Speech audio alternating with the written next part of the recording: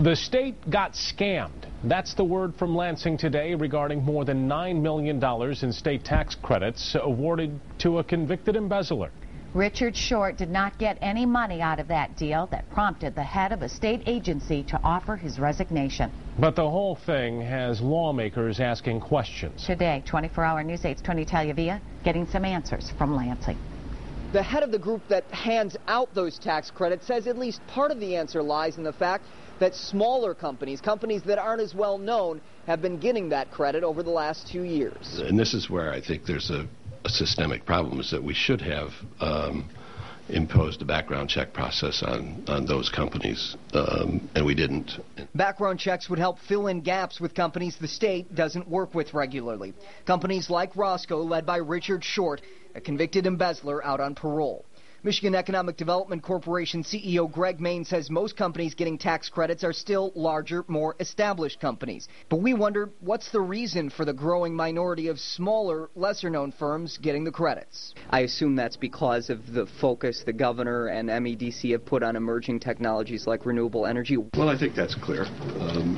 We've been encouraging more entrepreneurial activity in the state. Main says aside from not background checking smaller firms, the desire to bring jobs to a place like Flint, and even claims that other states were luring Richard Short's company, played a role in the incident. We had copies of information purportedly from those states.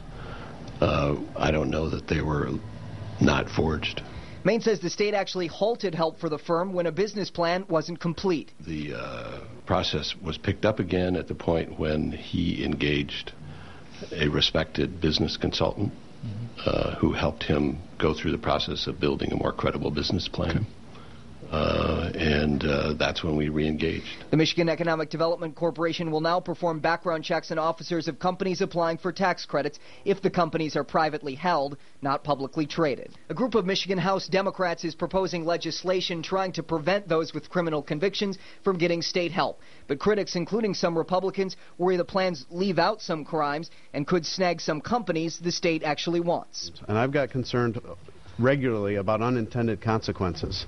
We'll be watching to see what happens with those proposals. At the Capitol in Lansing, Tony Tagliavia, 24-hour News 8.